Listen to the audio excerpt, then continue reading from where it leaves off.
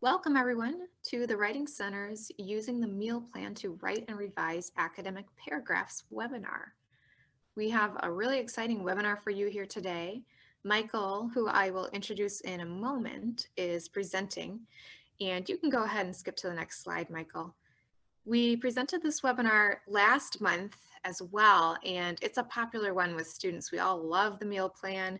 And this one today, as I mentioned, is a little special because we have an extra workshop portion that is kind of after the webinar. So we have our hour-long webinar as usual, but then we also have a 15-minute workshop afterwards if you would like to stick around and independently work on some of your own writing using what we learned today. So before we dig in, a couple of accessibility notes. The webinar has closed captions or subtitles available. You can turn those on or off by clicking the closed caption button in your Zoom toolbar. You can also change the settings there if you'd like. There's also a live transcript available, and you can click that same button in your toolbar, closed caption live transcript, to turn that transcript on or off. Note that we will also have a transcript available with the recording after the webinar that we will send out by email and have available on our website as well. Next slide, please, Michael. Thank you. So a few housekeeping notes. As I mentioned, we are recording the webinar. It will be available in our archive and also sent out to you by email.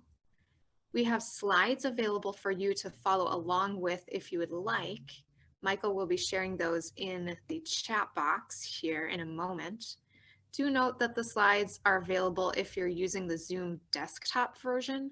If you're on a mobile device, you won't be able to see or download those slides, and we're sorry about that. It is a limitation of the Zoom platform, but we will send those out by email after the webinar.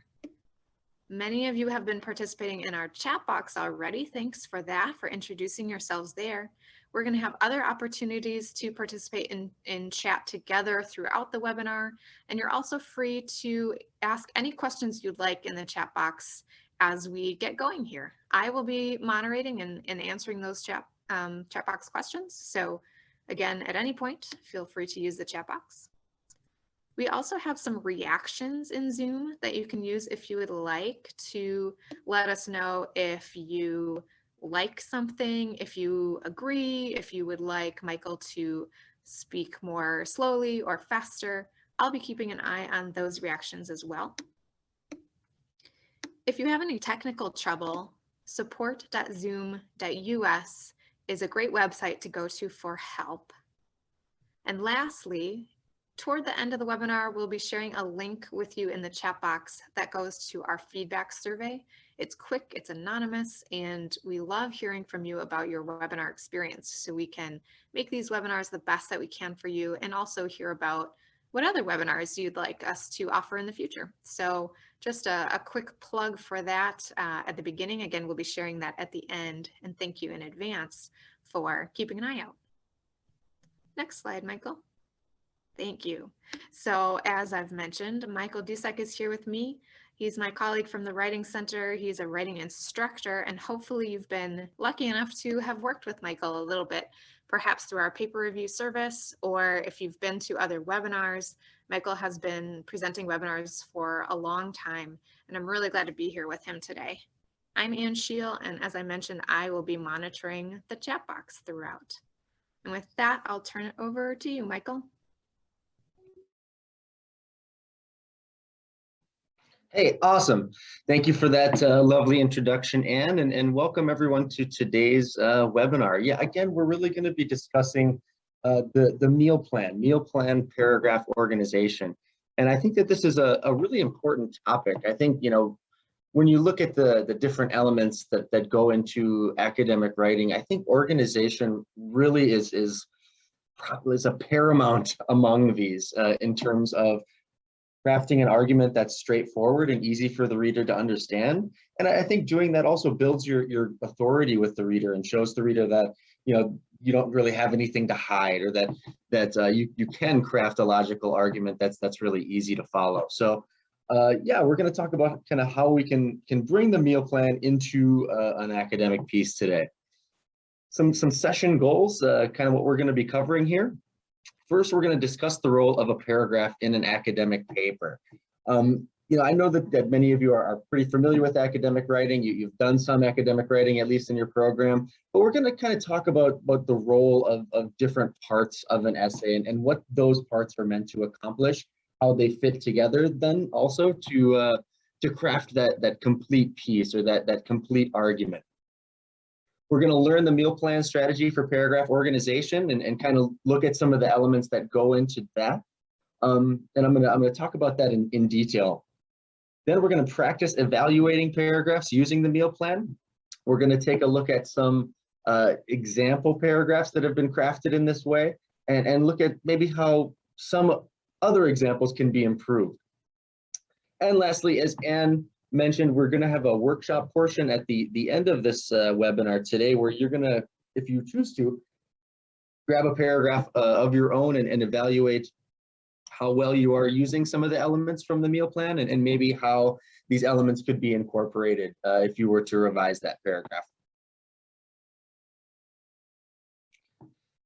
So yeah, this slide really has a basic paper organization. And this is meant to kind of show you how these elements fit together. As you can see, an academic paper, it has a beginning, it has a middle, and it has an end, right? Just like most writing. But each part of an academic essay is really meant to function as its own part, but also contributing to this whole, this crafting of this central argument. So academic pieces often start with the introduction paragraph, and in that you're going to introduce the reader to your topic, explain your specific focus. Maybe you're providing the reader with some background or contextual information that they're going to need to understand the argument that you're going to be laying out for them. And then lastly, you're going to be offering the reader a thesis statement, which is that central articulation of your central argument, the central argument of the piece, right?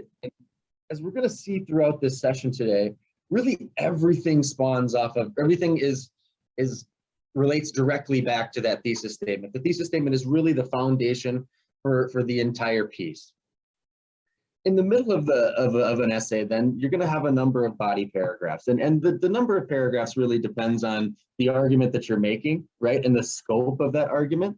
But essentially, each body paragraph is going to be making a point of its own. A body paragraph should really be focused around one central idea, and that central idea in some way needs to relate directly back to your thesis statement. In the body paragraph is where you're going to be kind of picking apart that thesis statement and elaborating on specific parts of it. So your thesis statement, again, at the end of your introduction, is a really concise articulation of what you're going to be arguing in a piece. It's then unpacked and elaborated upon and supported in the body of your document. Lastly, you're gonna add a conclusion or a conclusion section or conclusion paragraph, which really functions in the same way as the introduction, only backwards, right? So where the introduction leads the reader into the piece, a conclusion paragraph kind of leads the reader out of the piece and leaves them with that sense of conclusion. Rather than repeating or introducing ideas, you really want to remind the reader of the main points that you've already made, kind of lead them briefly back through your argument and kind of remind them where the piece has gone.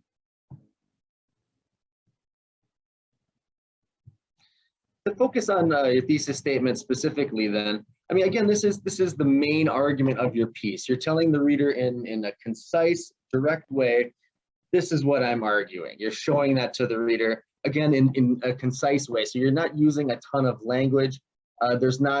This isn't where you're going to be elaborating upon or offering examples that support your point. This is really just that central articulation of your main argument. Then, as you continue throughout the piece, as I mentioned in the previous slide, your paragraphs explain why your argument is true or correct with examples and analysis. Yeah, you're taking your thesis and each body paragraph is then elaborating on one part of that thesis statement. In this way, you see that the body paragraphs are relating directly back to your thesis statement. In academic writing, we don't want to include anything that's extra or superfluous, right? We're really getting down to the point and supporting the argument that we're making. So if you find in your writing that a body paragraph isn't really relating to your thesis statement, that's a pretty good indication that that body paragraph can be cut from your piece. That's kind of unneeded discussion. Yeah. The meal plan then, to turn to our kind of central concept for this webinar, can really help you organize those body paragraphs and help you support your work in a way that's organized, that's complete. So you're offering example, you're offering evidence, and you're supporting that evidence with analysis, your own interpretation. And it's a logical way to organize a paragraph. So that's really what we're going to be focusing on here moving forward. So MEAL is an acronym, right? So this is what it stands for. The M stands for main idea, the main idea of the paragraph, which I'm gonna pick these apart individually. So yeah, expect a little more discussion around this.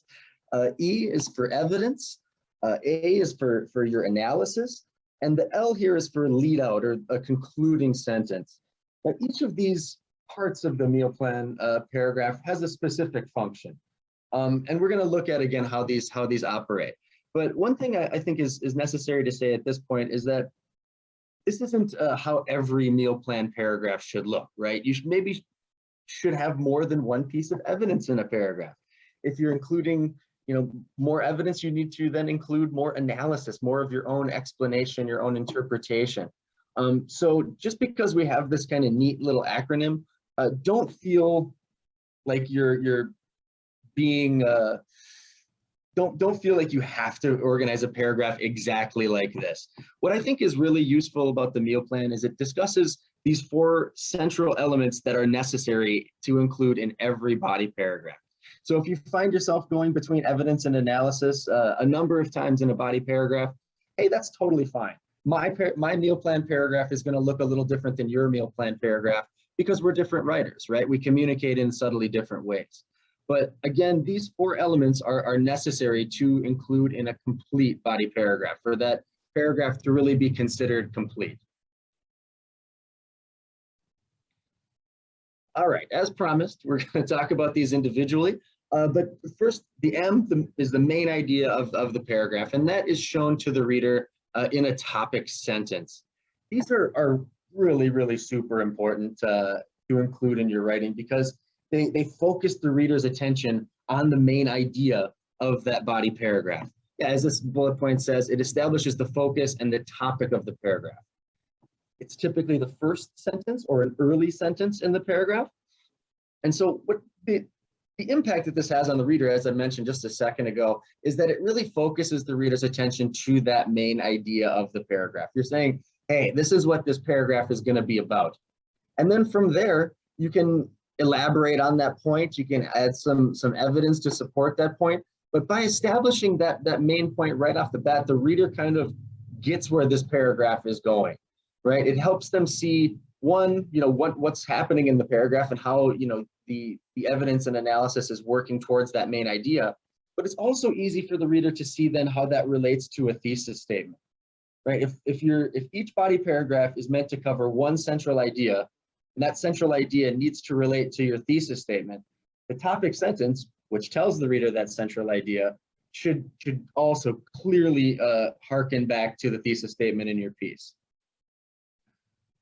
Topic sentences are written in your own scholarly voice, so oftentimes you will not use a citation in a topic sentence.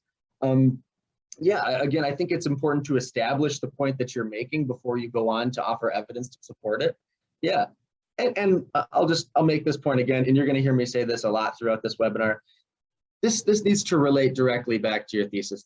This tells the reader what part of the argument this specific body paragraph is going to be unpacking.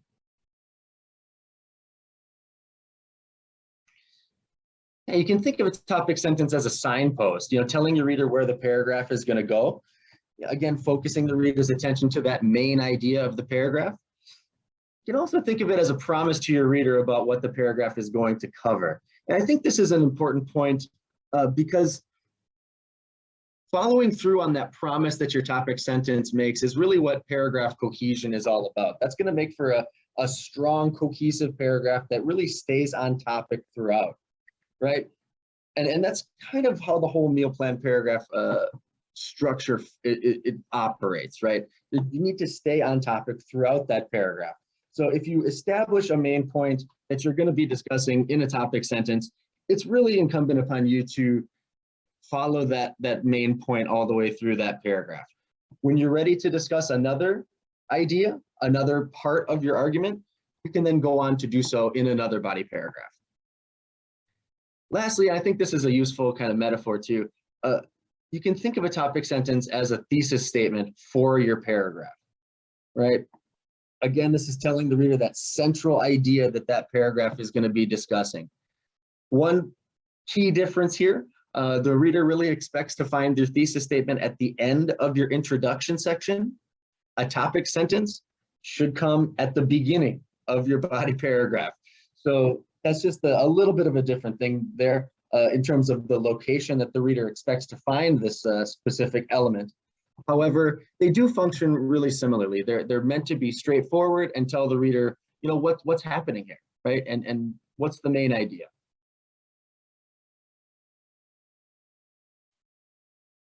Now, when developing topic sentences, there are a few things that you can kind of ask yourself to make sure that you're doing this effectively.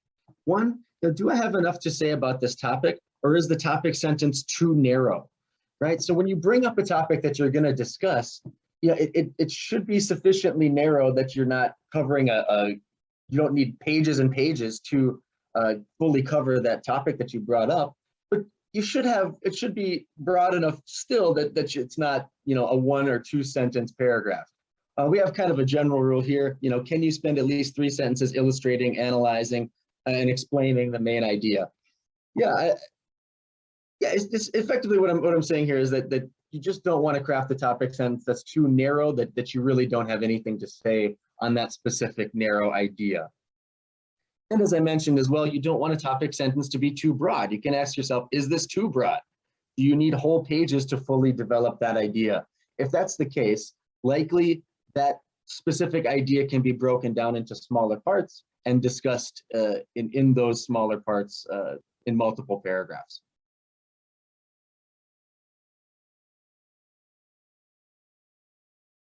Okay, let's turn then and talk a bit about evidence. So the E from our meal plan acronym there. Evidence is super important in academic writing, as I'm sure many of you have already, you know, discovered and internalized. You know, evidence, drawing upon the work of others, is how we support the ideas that we have. And really the strength of your evidence is going to be a main driving force in the strength of your piece overall. If you're offering good, you know, strong evidence to the reader, they're more apt to believe what you're saying, right? You're building your authority and your credibility as an author at that point. So yeah, evidence is a really important aspect to include in a body paragraph. Some sources of evidence, you know, statistics and data can be a great evidence. Study results, so you found a journal article, say, and you're looking through that and you kind of take the conclusions from that individual's study and use that to support a point that you're making, a great piece of evidence. Facts supported by research, sure. These are all really strong forms of evidence.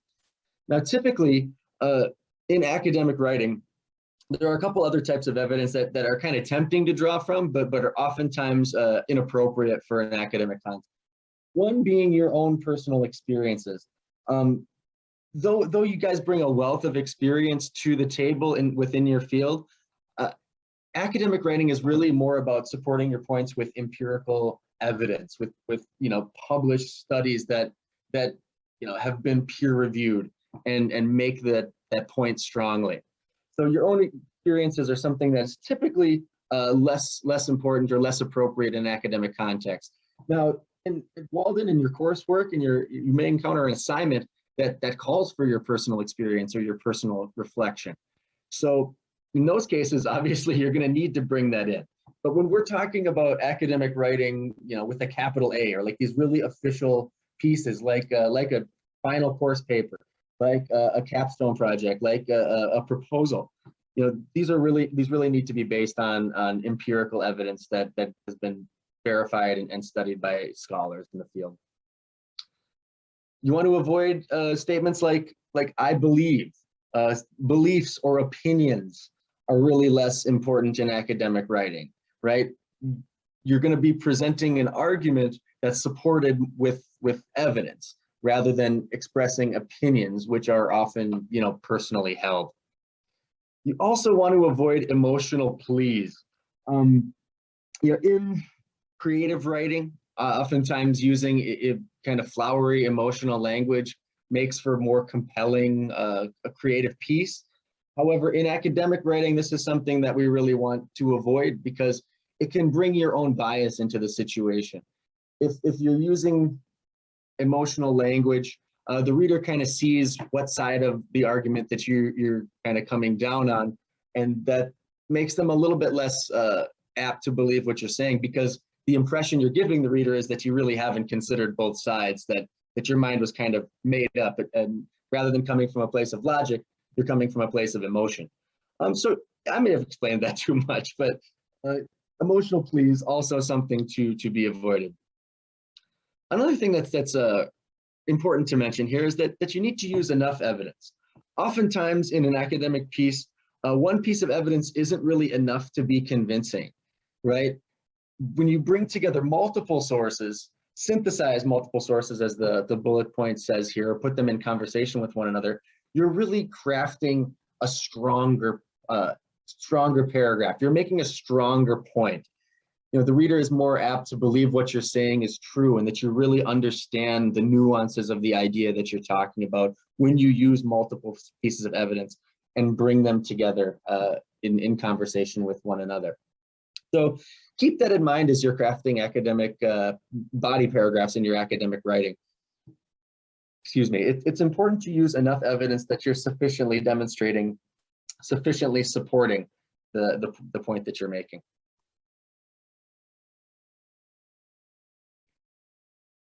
And just as a quick reminder, we are Writing Center people. You know, we can't get through a whole webinar without doing something APA related. So when you are using evidence, it's important to give credit to the sources that you're drawing from, right?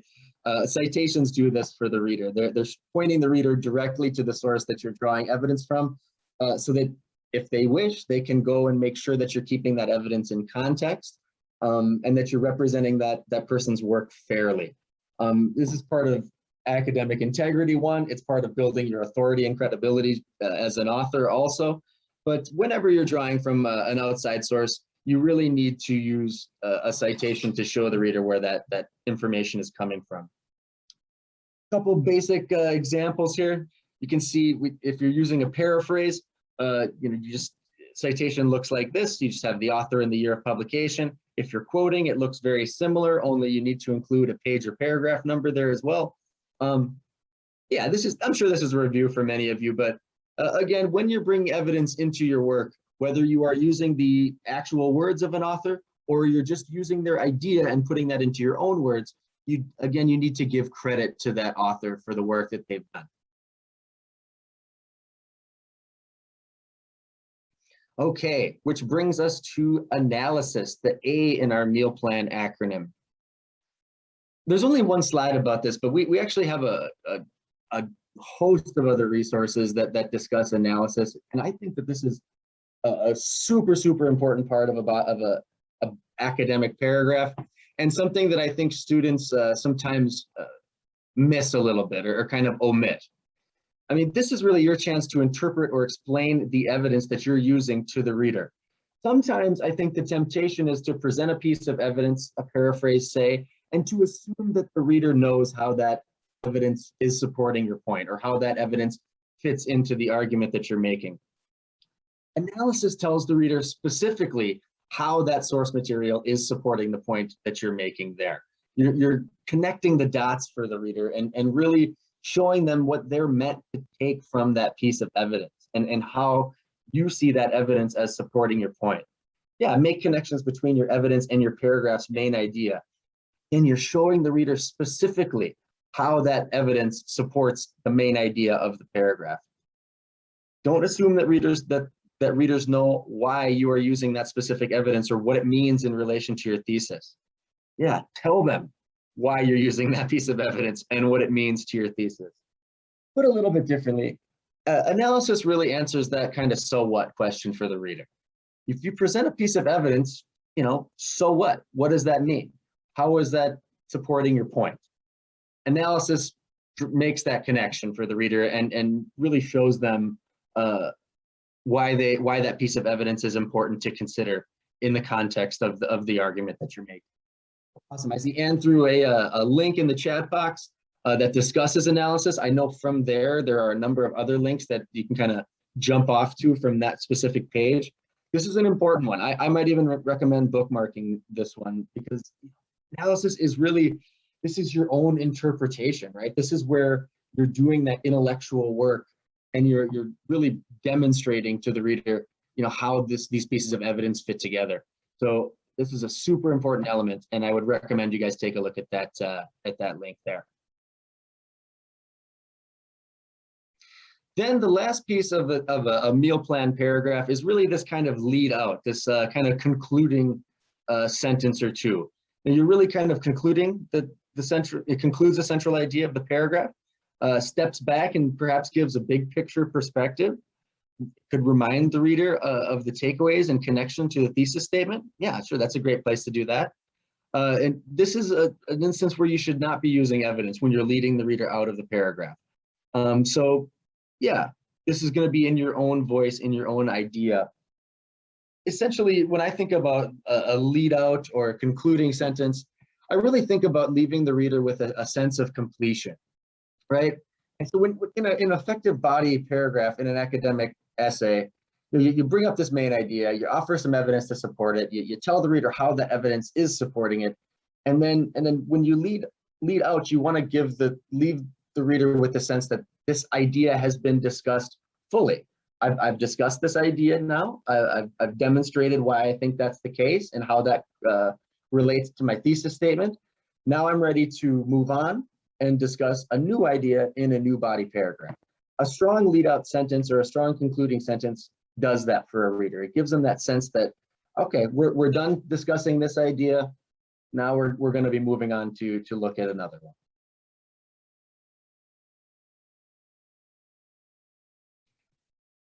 Couple of questions that can help you as you're crafting or creating lead out sentences. What do I want my readers to understand about the idea I've presented in this paragraph? Yeah, that's a great way to think about how you might want to wrap that paragraph up. What overall summarizing idea can I present? Yeah, how can I sum this up? When you have that summation at the end of a paragraph, it really gives the reader that sense that hey, we've discussed this enough. I'm ready to move on and talk about a different part of the argument. Have I offered closure, or does the paragraph end abruptly? Yeah, I think that's another really important question to consider.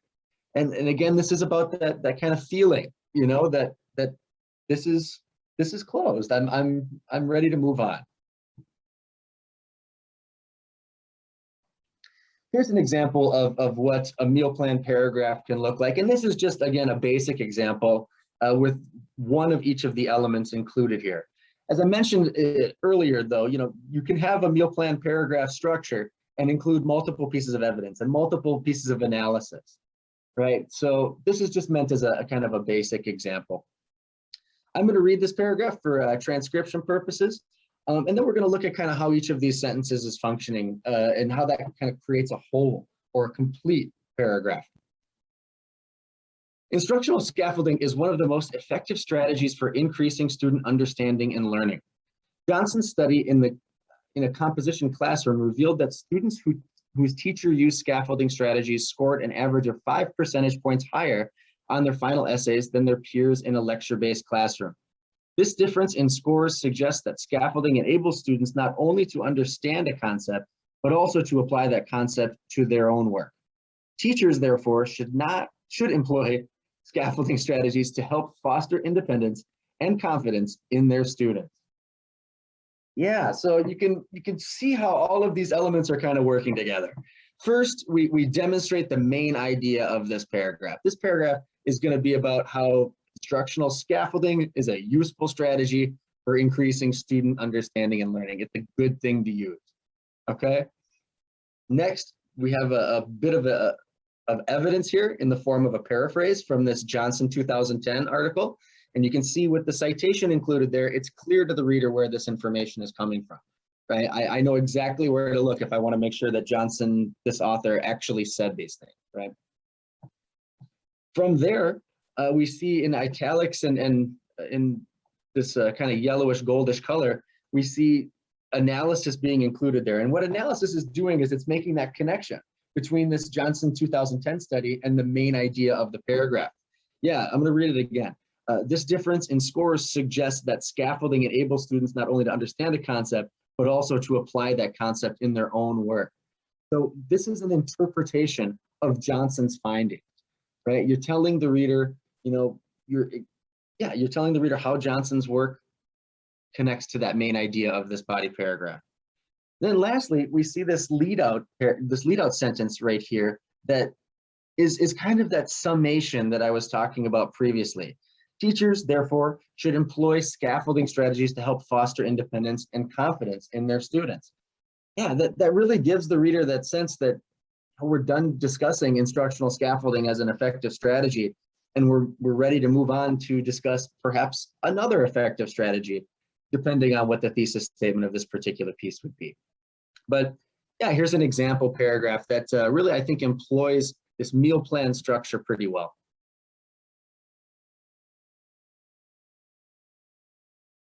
Evaluation strategies then. So when you're looking at your own work and reflecting on evaluating your own work, there are a couple techniques that can kind of, you know, help you to do this and help you to reflect on how well you're using the elements that you find in meal plan paragraph structure. One of them being a reverse outline. And this can help you identify the components of a paragraph in your course paper.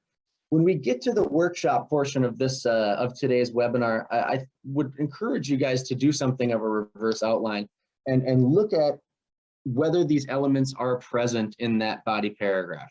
Right? What reverse outlining is you're taking a piece that's already been crafted. It's a draft of a piece, and you're evaluating it to make sure that it contains the elements that are necessary here.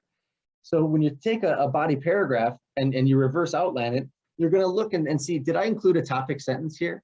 Am I expressing the main idea of this paragraph right off the bat for the reader? Did I include evidence that supports that main idea?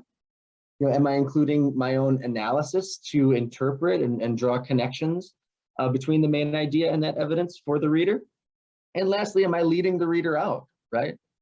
Am I offering that summation or that feeling of completion at the end of the paragraph?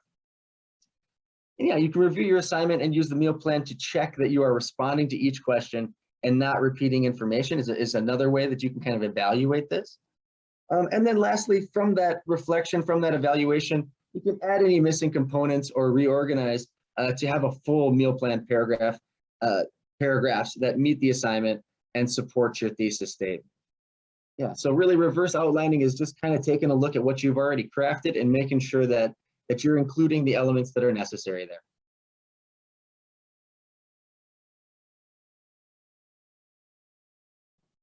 Okay, so here we have a practice. We're going to take a look at this sample paragraph. And as I read this, as you read this to yourself perhaps, I want you to consider the meal plan and what is done well in terms of meal plan focus in this paragraph, and what could be done better in this paragraph when it comes to a meal plan organization. Again, I'm going to read this out loud for transcription purposes, but when you're ready, if you feel comfortable, go ahead and put a response to those questions above in the chat box. You know, what is this paragraph doing well in your eyes? What could be revised in this paragraph to be done better? Okay, here's the paragraph. There are many benefits of using face-to-face interviews to conduct a survey. One benefit includes obtaining higher response rates because the interviewer can answer participants' questions and address their concerns about the survey. While face-to-face interviews can be effective, researchers should consider the drawbacks as well. So there's our example paragraph. If you feel comfortable, in the chat box, let me know, what do you think this paragraph is doing well in terms of meal plan, paragraph organization, and what could be revised in this paragraph? I'm going to go on mute here for a minute. We'll say 2 minutes, and give you guys an opportunity to do this.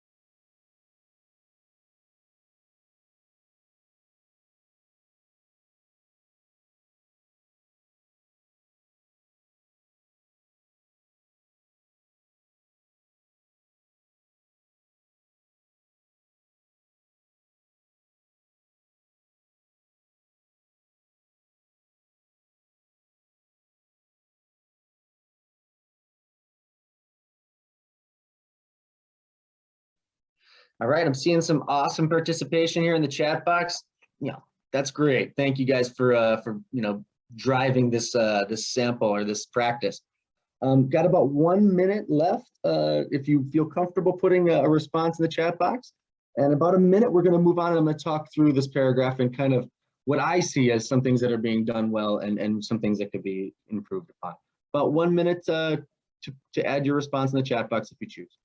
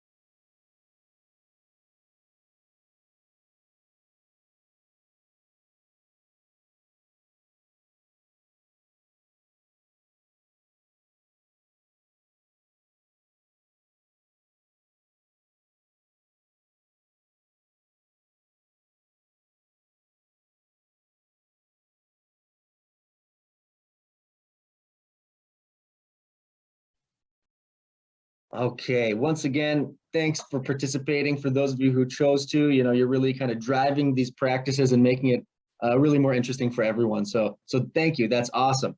I saw a bunch of really good responses. Some people think this needs more analysis. Some people think that the lead out could be stronger. I saw one person who was talking about the topic sentence and how maybe the scope of the topic sentence doesn't really fit the rest of the paragraph. Let's take a look at kind of what I saw here. And we have our sample paragraph here on the left. And as someone noted in the chat box, I think that this topic sentence could be better tailored to this paragraph.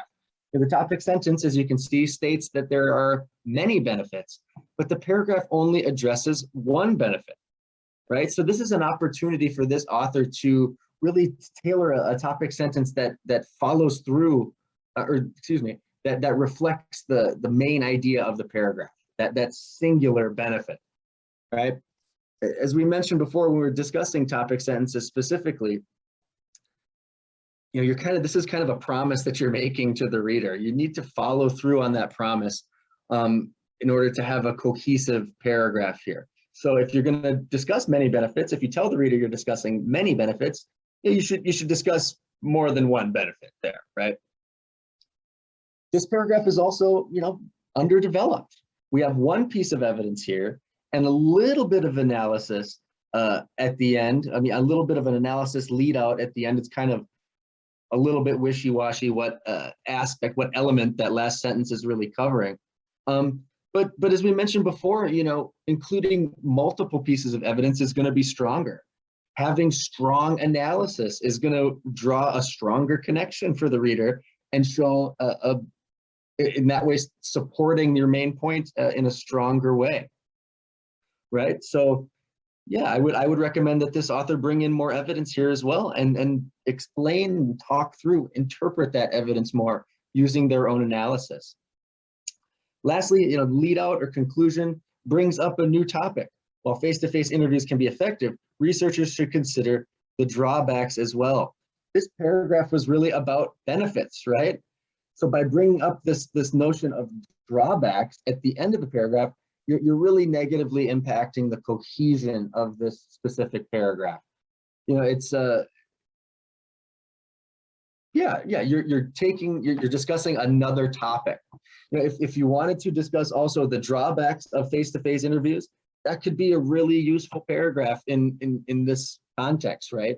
If you're discussing different interview strategies, kind of comparing, contrasting in the essay more broadly, I think a paragraph about the drawbacks of face-to-face interviews could absolutely have a place there.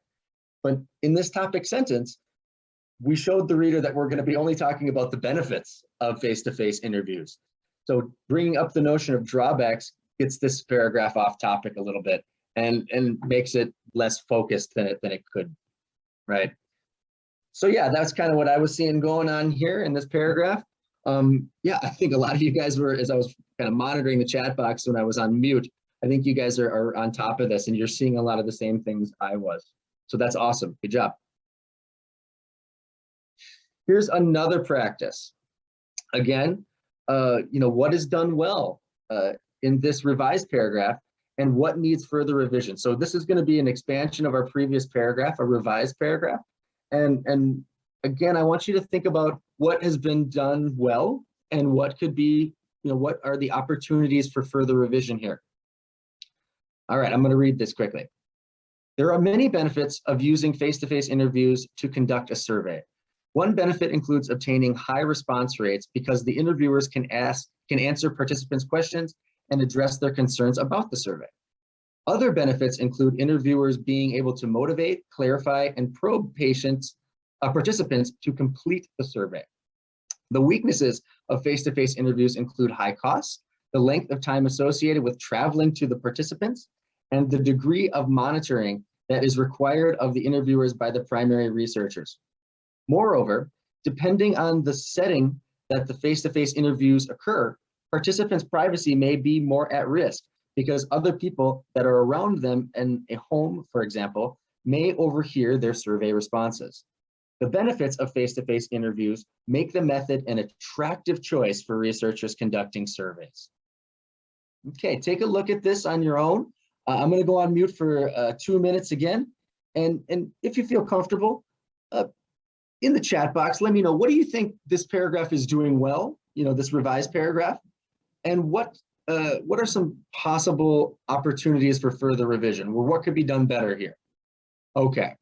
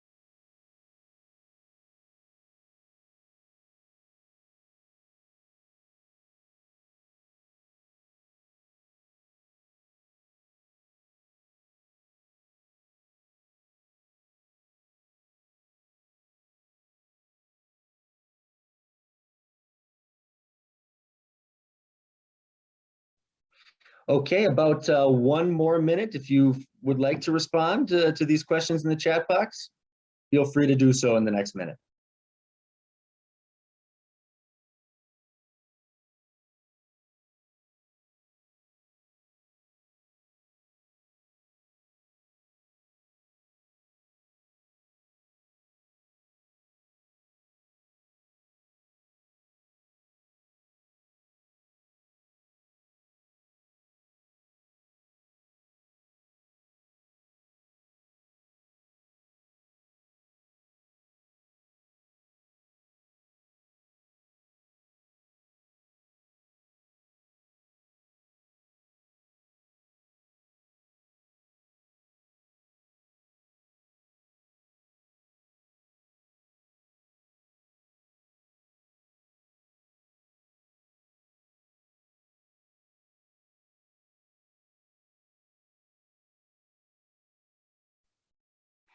All right, my phone timer alarm just went off, meaning that we've been doing this practice for a couple of minutes. So thank you guys for those of you who chose to participate and kind of drive this practice. That's awesome. I've really enjoyed seeing kind of some of your analysis and your impression of what this piece was doing well and what this piece could be doing better. Here are some things that I think are worth talking through here. Explanation. Readers will expect this paragraph to be about benefits of face-to-face interviews, but it also talks about weaknesses, making it somewhat unfocused. Yeah, we can see here in the middle, it says the weaknesses of face-to-face interviews include high costs. So again, we're getting a little bit off topic there. The paragraph is more developed. There is a lot of evidence, but it's all from the same source, and there's no synthesis. This is something that I noticed in the chat box. And just kind of, you guys are right on top of that. When I look at this as a writing instructor, I think to myself, well, I know how Groves et al. Feels about this topic, right? But would other scholars agree, right? Would other people who study this kind of this topic, would they support what Groves is saying? Would they disagree maybe with what Groves is saying, Groves et al? So yeah, using multiple paraphrases is a great thing, but you also want to bring in multiple perspectives and really get that synthesis. Put those perspectives in conversation with one another is really what we're kind of going for here, right? Lastly, and this is kind of obvious to me as a writing person as well, is that this paragraph really lacks analysis. This author is stacking paraphrases on top of each other and really assuming that the reader understands how these pieces of evidence fit together and how they support the main point of the paragraph. Yeah, nice work to everyone again. I agree with Ann there. To kind of finish my thought before I move on though, you really want to draw those connections from the evidence that you're using to the main idea of the paragraph. This is what analysis is all about. And again, don't rely on too much evidence to be making your points for you. You really want to be, making your own points using evidence. I know that sounds really similar, but there's a kind of a subtle difference between the two. The point being, yeah, you need to include evidence you need to include analysis along with the evidence that you're using to show the reader why this evidence is so important and what you mean for them to take from that evidence.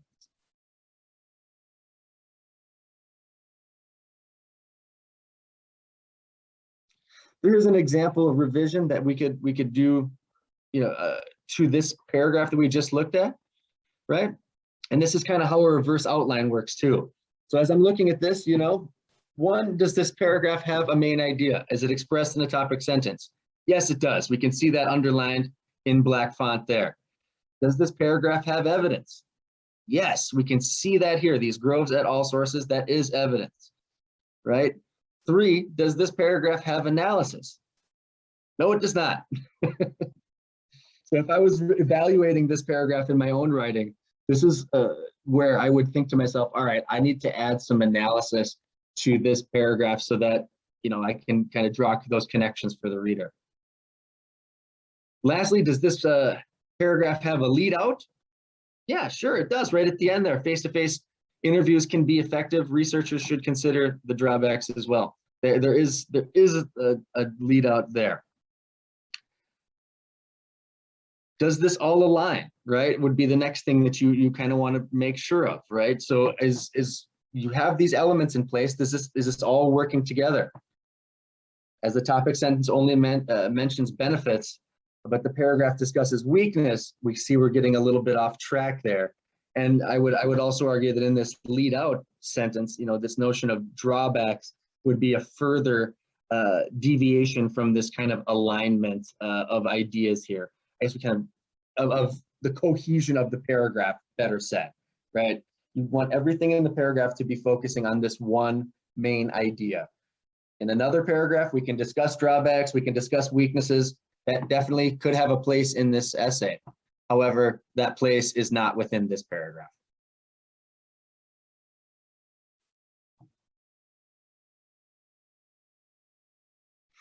One way to revise this paragraph for focus would be to simply mention weaknesses in the topic sentence.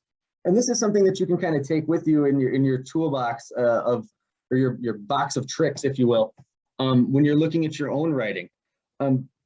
Maybe instead of crafting a whole nother paragraph about weaknesses and drawbacks, you really want to keep this together and discuss weaknesses and strengths within one paragraph. Hey, sure, that's totally fine. Just make sure that you tell the reader in your topic sentence that that's what's going to be discussed here, right? So one way to revise this to improve the cohesion, to improve the focus of this paragraph, would be to add the notion of weaknesses to that topic sentence. Now we can see that we're going to be discussing both strengths and weaknesses, so that bit about drawbacks and the bit about the weaknesses, is now appropriate to include.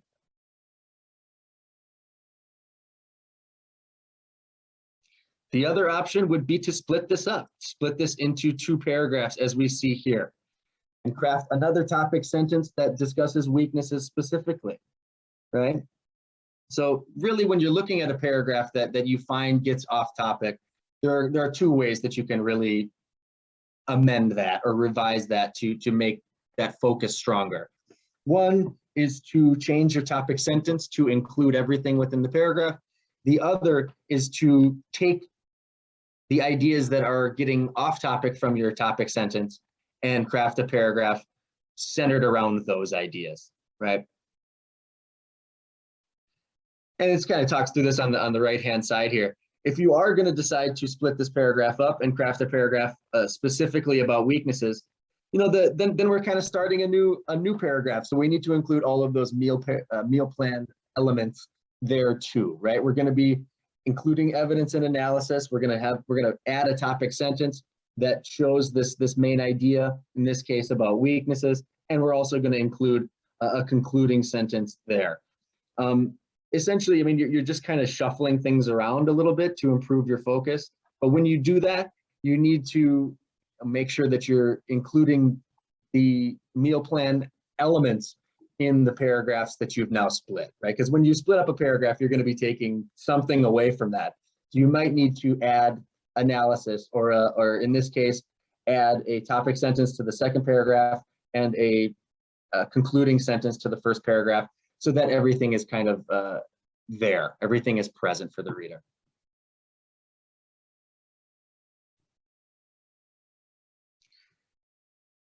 And we also talked a bit about evidence and the fact that this paragraph only presented evidence from one source. If you find that that's something that's happening in your writing, by all means, bring more sources in, right? And I'm just going to read this highlighted portion here. We have this Groves evidence right there, and then the reader brings in a second source and kind of puts that in conversation with the Groves article. If any problems or questions emerge, the interviewer can deal with them in the moment. And this is from another source, right? This is from Doyle, 2005. This ability to respond immediately contributes to a high response rate. There we're seeing some analysis with this citation. What that's telling the reader is that these 2 sources agree on that idea, that they both support that notion. And response rate is considered a crucial variable impacting the quality of the study. Then again, at the end of the sentence, this author is returning to that Doyle source. Yeah, so, again, the whole notion of revising and reverse outlining is it brings up opportunities for revision. Then you can just kind of turn your focus to addressing those and making those revisions. If you don't have enough evidence, bring more in. If your focus is being impacted negatively by multiple ideas in a paragraph, yeah, either change your topic sentence or split that paragraph up. Those are 2 ways that you can address that. When looking at analysis and how analysis can be brought into this piece, really we're adding our own interpretation to draw connections for the reader. And we mentioned this in the chat box and in kind of our evaluation of this paragraph that analysis was an element that's needed here. You can see in this example where we're adding some analysis. Unlike with online search, well, actually, I'm not going to read that analysis out of context. I'm going to read the whole paragraph here for transcription purposes. There are many benefits of using face-to-face interviews to conduct a survey. One benefit includes obtaining higher response rates because the interviewers can answer participants' questions and address their concerns about the survey. If any problems or questions emerge, the interviewer can deal with them in the moment, unlike with an online survey. This ability to respond immediately contributes to a higher response rate, and response rate is considered a crucial variable impacting the quality of survey data. Other benefits include, sorry about that, I switched slides there. Other benefits include interviewers being able to motivate, clarify, and probe participants to complete the survey. All of these actions can also help bolster the response rate. The benefits of face-to-face interviews make the method an attractive choice for researchers conducting surveys, especially researchers who are concerned about response rates. We can see here how this revision analysis has been added after the source material to, again, draw connections between this source material and the main idea of the paragraph.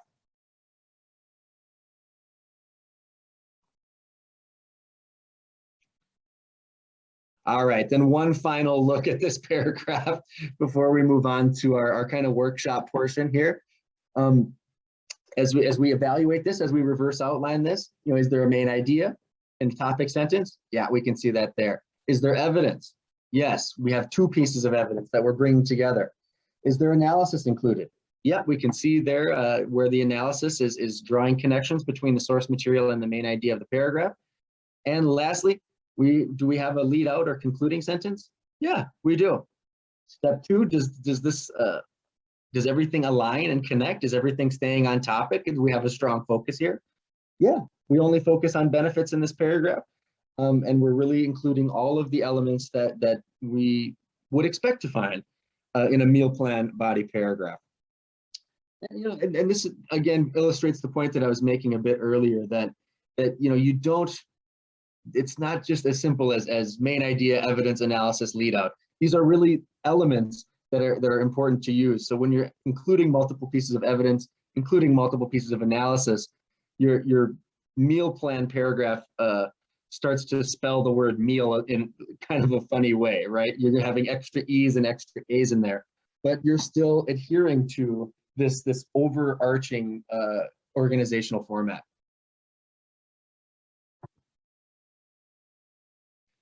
All right, I'll stop here for questions. Anne, is there anything you feel we should talk through as a group before we go into the workshop portion of the webinar today?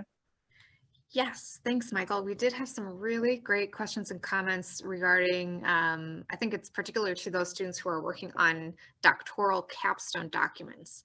And I stuck a link in the chat box with a blog post that touches on that topic a little bit. But it's good to note that the meal plan is really good for your paragraphs in your academic coursework, your course papers, but it doesn't always apply to every paragraph in a capstone document or the pre-proposal documents too. So sometimes it can work well there, but sometimes it doesn't. It really depends on the structure that you're following and other considerations. So just note that. I think that we got all of the other questions so far covered though. So I'll just note before we move on to the workshop that there's one other practice in the slides for everybody. So when we send those out by email, you can check out that third practice if you'd like, but I think that we can skip to the workshop now. All right, awesome.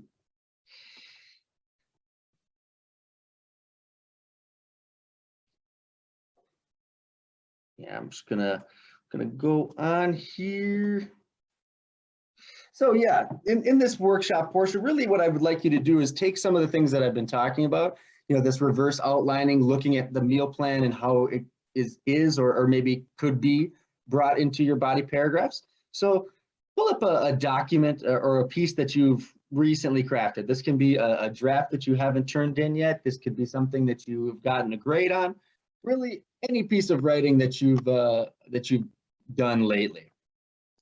And the next slide is going to have a checklist that I'd like you to kind of use to evaluate one body paragraph within that document, right? So pull up a piece, select a paragraph that you're going to really be looking at, and then annotate that paragraph.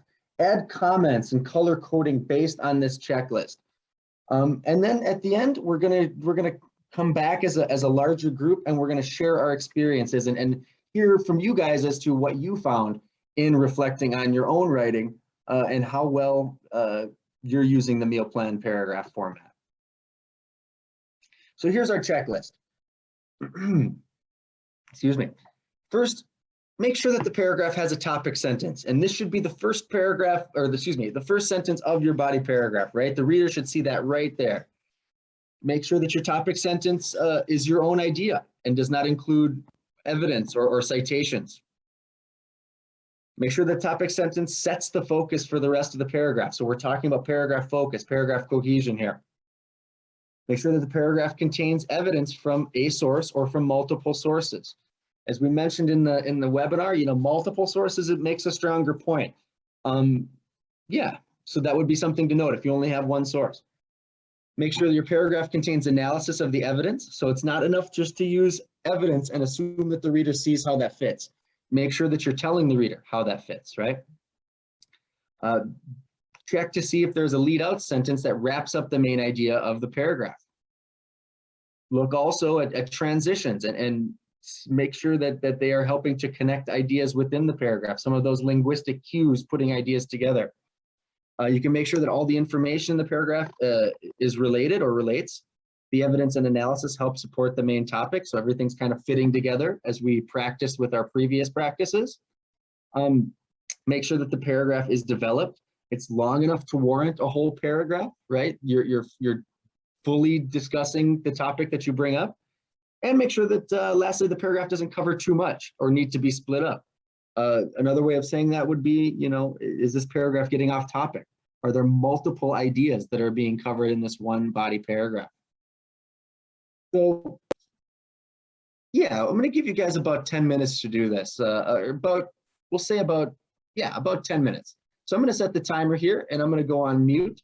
Go ahead and try this out with your own writing, and take that critical eye to your own writing and see how well you're doing this, and maybe some opportunities that you encounter to revise and to bring these elements into your writing more strongly. Okay, I'll talk to you guys in about 10.